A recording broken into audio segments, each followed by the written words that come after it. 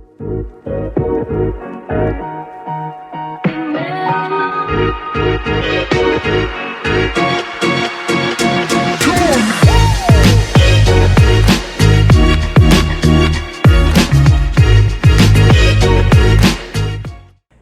guys, it's Kent Davis. I'm the Managing Director of Panama Equity Real Estate, and today I'm going to try to help you get a better sense of what to expect when you land in Panama for the first time. So I landed in Panama for the first time in 2007. At the time I was living in Atlanta, Georgia, and I made the move to Panama sight unseen back then with the idea of I had already started a little internet directory. Got to Panama, pretty much started in the real estate industry within the first month or so. And after a year working for one of the largest companies in Panama, I got fired. Yeah, I got fired for creating what was an expose. I'll include the link at the bottom of a day in the life of a real estate agent. It was called Blood on the Streets, Everything That's Wrong with Panama Real Estate Agents and Why I Am One of Them.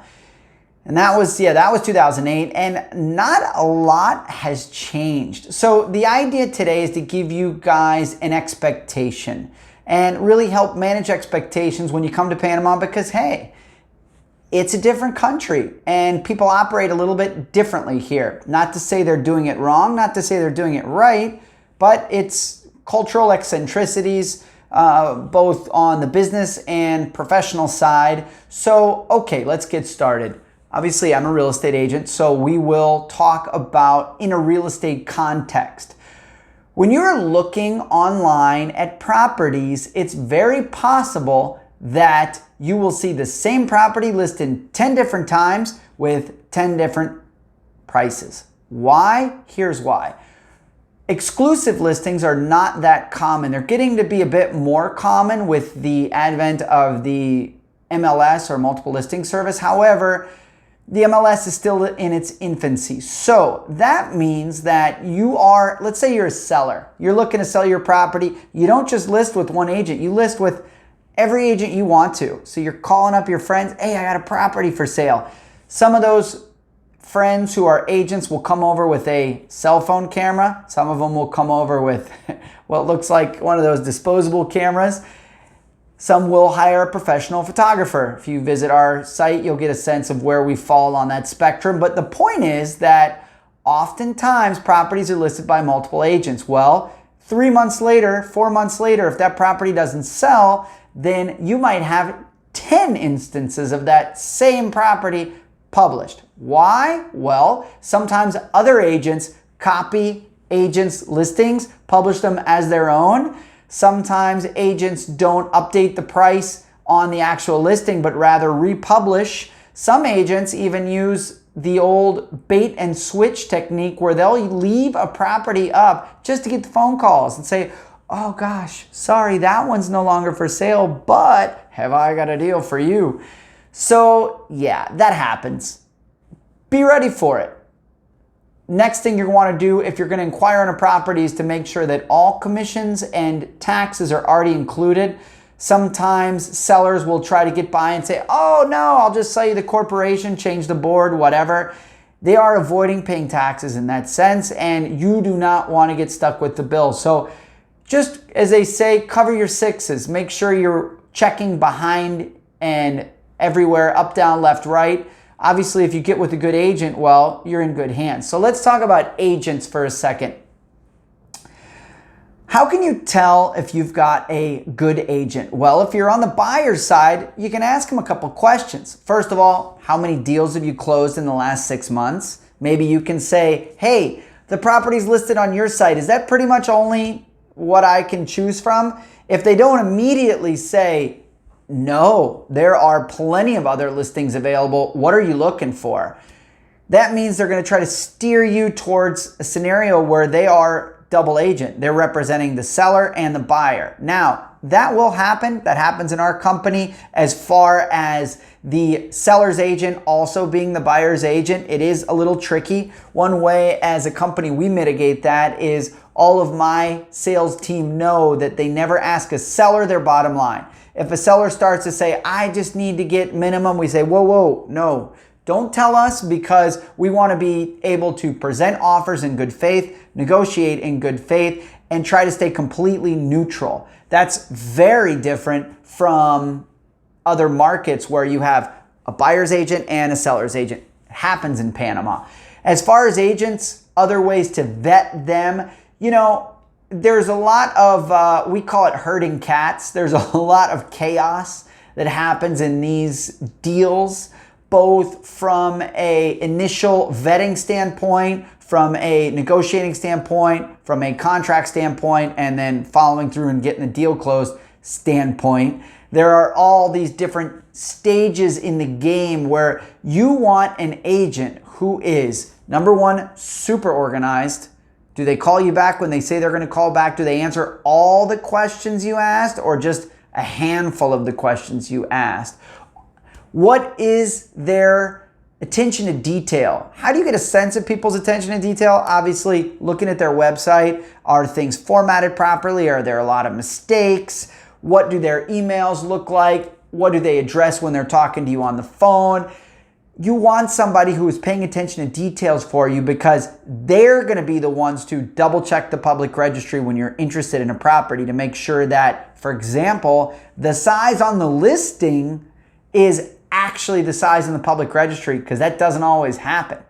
You also want to make sure somebody's organized and detail oriented when it comes to negotiating an agreement, structuring the agreement, chasing down all the different parties.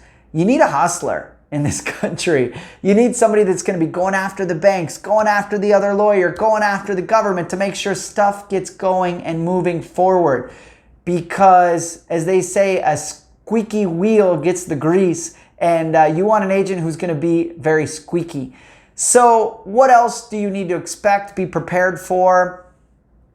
Let's see, when you're out showing properties, sometimes the agent that you're seeing a property with is actually seeing the property for the first time. So be prepared.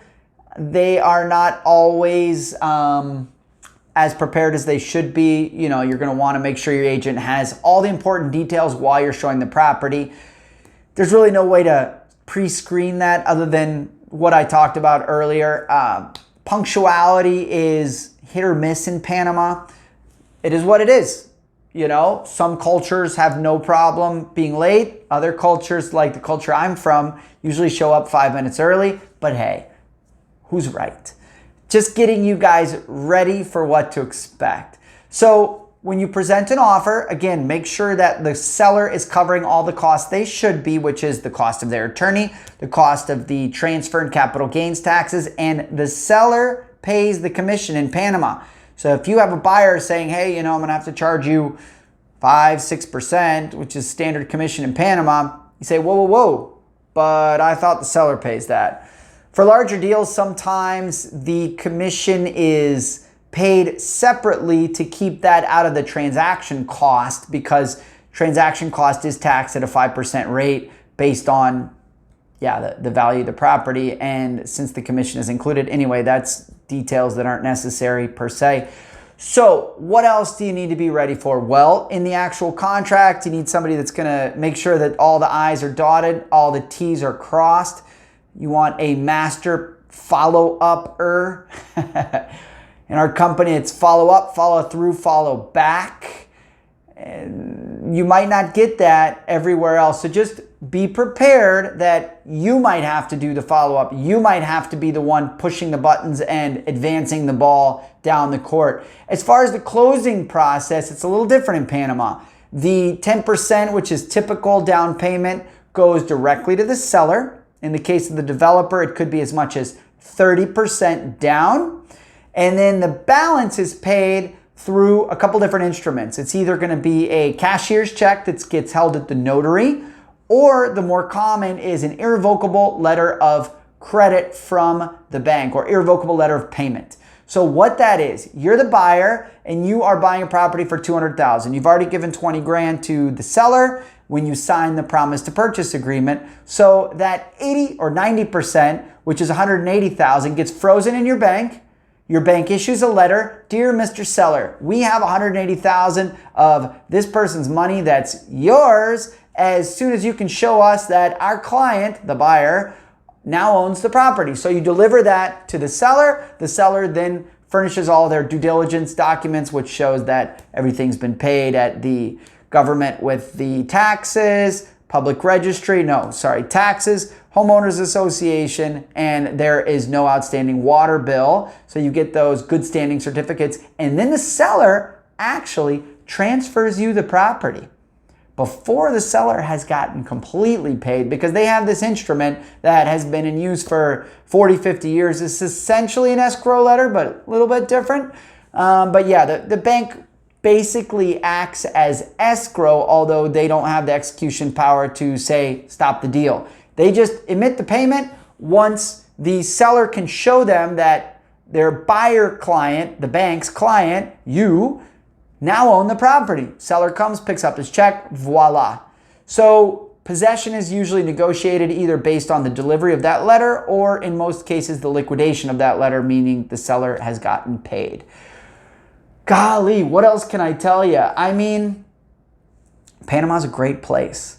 And what I've found is that people aren't really going out of their way to scam you in this country. It's a matter of attention to detail. It's a matter of just letting things get a little sloppy. And then as a result of that, things going bad.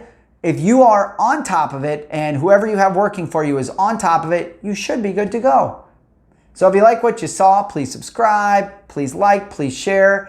We do a lot of these videos. So thanks guys. Have a great day.